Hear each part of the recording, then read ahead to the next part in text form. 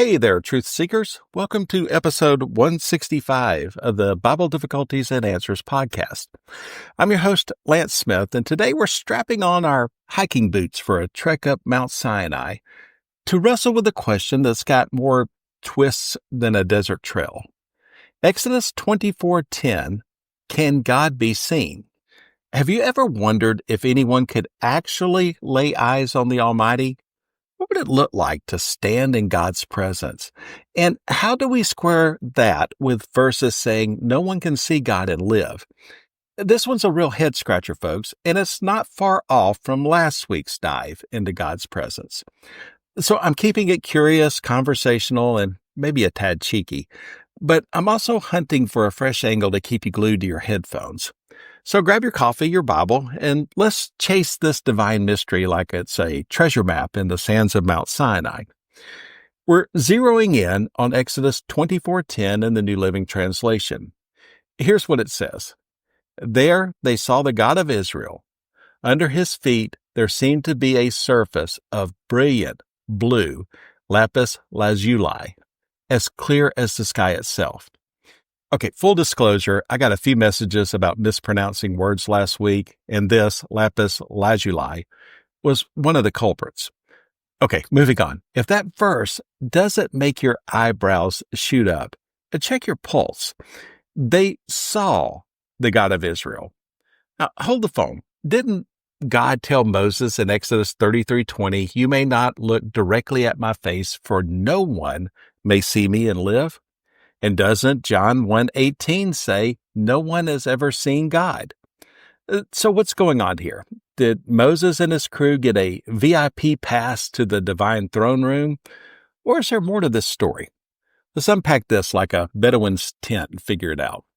First, let's set the scene. In Exodus 24, Moses, Aaron, Nadab, Abihu, yep, that's another one I botched last week, and 70 elders of Israel are climbing Mount Sinai after God seals the covenant with his people. This is a huge moment. God's just laid out the terms of his relationship with Israel like a sacred contract. In fact, Exodus 24:8 tells us Moses splattered blood on the people, declaring, this blood confirms the covenant.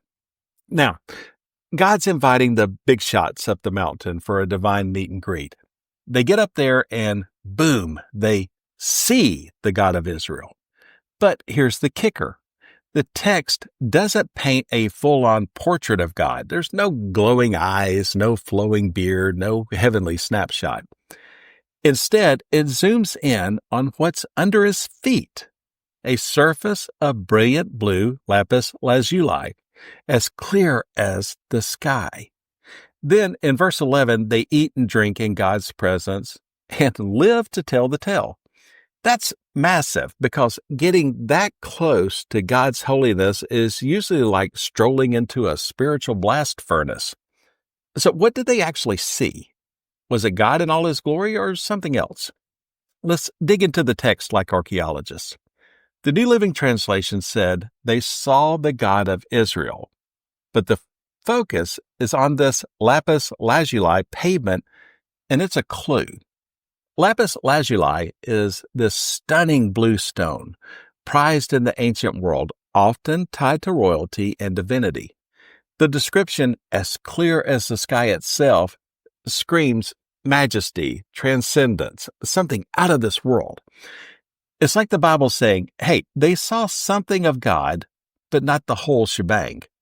It's a glimpse, not a full-on stare.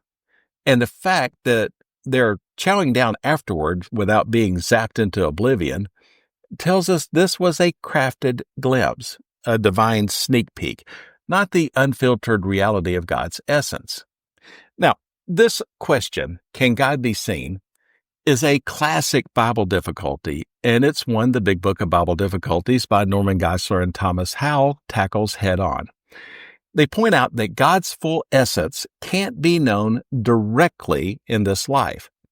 They lean on 1 Corinthians 13:12, which says, now we see things imperfectly, like puzzling reflections in a mirror, but then we will see everything with perfect clarity. In other words, we're getting blurry snapshots now, not the HD version.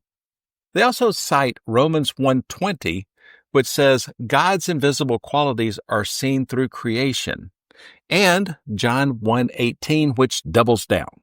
No one has ever seen God, but the unique one, who is God himself, is near the Father's heart. He has revealed God to us.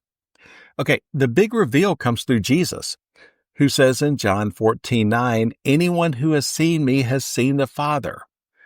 So the Bible's hinting that while God's full-on presence is too much for us, he shows up in ways we can handle, like through creation, through Jesus, or in this case, through a dazzling vision of his glory. Let's zoom out and look at the bigger biblical picture, again, sticking with the New Living Translation. The Bible's got this tension, like a tug of war between God can't be seen and, whoa, they saw something. On the can't be seen side, we've got Exodus 33:20, where God tells Moses straight up, no one may see me and live. Then there's 1 Timothy 6:16, which describes God as living in light so brilliant that no human can approach him. No human eye has seen him nor ever will. That's crystal clear. God's holiness and glory are so intense. It's like staring into the sun times a billion. Our frail human frames can't handle the full wattage of his presence. But then we've got these moments where people do see something. Ever wonder what it'd feel like to stand in God's glory without being overwhelmed? Take Isaiah 6:1. I saw the Lord, he was sitting on a lofty throne, and the train of his robe filled the temple. Isaiah's freaking out, thinking he's toast because he's seen God. But it's a vision of his glory, not the whole deal. Or check out Ezekiel 1:26-28, where Ezekiel sees a figure whose appearance resembled a man on a throne, surrounded by brilliant light and a glowing halo like a rainbow. The text calls it the appearance of the glory of the Lord. Notice the pattern? These are visions of God's glory, not his core essence. It's like God's projecting a hologram of his majesty that's safe for human consumption. Picture yourself on Sinai with Moses. What would you feel seeing that lapis lazuli glow? Drop your thoughts on our Facebook page. So, what's happening in Exodus 24:10? Scholars call this a theophany, a fancy word for a visible manifestation of God in a form humans can handle. The elders aren't seeing God's face or his full being. They're catching a glimpse of his glory, symbolized by this jaw-dropping lapis lazuli pavement. It's like God saying, here's a taste of my majesty, but I'm turning down the brightness so you don't get fried. The folks at Enduring Word put it well. They did not see God himself, but they did see a glorious, some partial representation of him, focused on the clear blue stone beneath his feet. Okay, that tracks with the text's focus on the pavement, not God's form. Now, here's where I want to take a fresh angle because this feels a lot like last week's dive into God's presence, right? Last episode, we talked about how God reveals himself in ways that meet us where we're at, through burning bushes, pillars of fire, or even a still small voice. This week, I'm struck by the why behind this vision. I remember hiking Kennesaw Mountain once, feeling small under the vast sky and thinking, if this is just creation, what must God himself be like? That's the kind of awe that the elders felt. Why does God show up with this lapis lazuli light show? It's about the covenant. Exodus 24 is all about God binding himself to Israel, promising to be their God. The blood in verse 8 sealed the deal, and this vision is like a divine signature on the dotted line. I once saw a contract signed with a handshake so firm, it felt like a promise etched in stone. That's what God's doing here.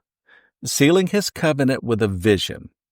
The elders got to see just enough to be awestruck, to know they're in the presence of the Almighty, but not so much that they're overwhelmed.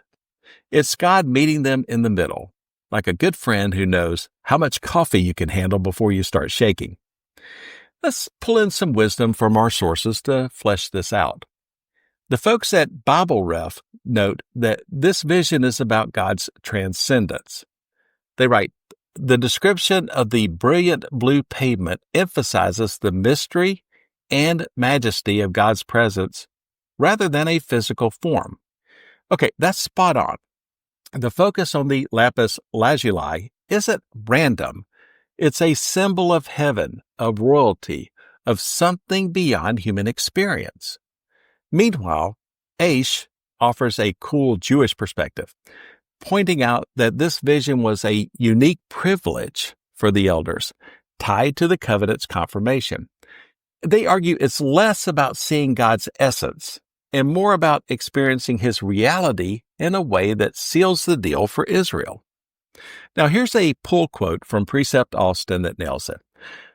They write, the elders saw a manifestation of God's glory, not his essential being, for no man can see God in his fullness and live.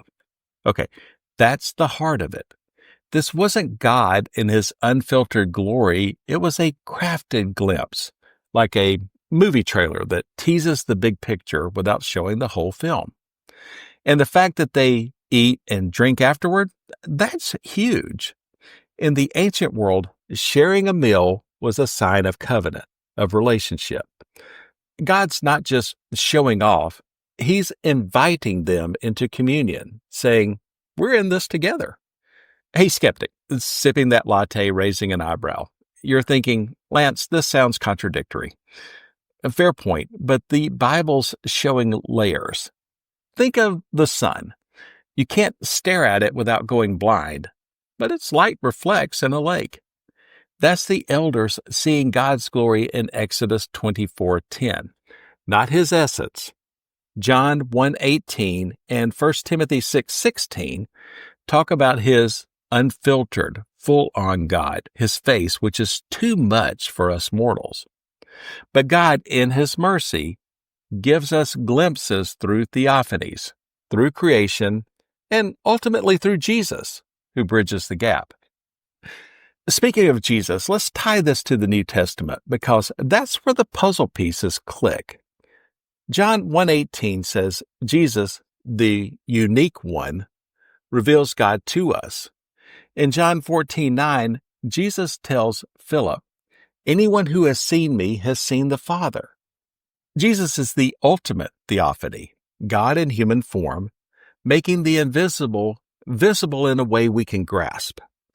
The elders on Sinai got a sneak peek of God's glory. We get the full picture in Christ. It's like God went from showing a Polaroid to streaming in 4K. So, what's the fresh take here? I think it's about invitation. Exodus 24:10 isn't just about seeing God. It's about God wanting to be known. He's not playing hide and seek. He's revealing himself in ways that draw us closer without overwhelming us. The lapis lazuli pavement, the covenant meal, it's all God saying, I want you to know me, to trust me, to walk with me. That's the thread that runs from Sinai to the cross. Last week, we talked about God's presence in the everyday. This week, it's about his presence in the extraordinary, in those mountaintop moments that change everything. Let's wrap this up with a practical takeaway. If you're wrestling with whether God can be seen, don't just look for a cosmic light show. Look for his glory in the world around you, his creation, his word, his son. Romans 1:20 says, his invisible qualities are seen in what he's made. That sunset, that act of kindness, that moment of grace, it's God's lapis lazuli pavement, a shimmering glimpse of his glory, calling you closer. And if you're feeling like God's too big, too distant, Remember Exodus 24:10.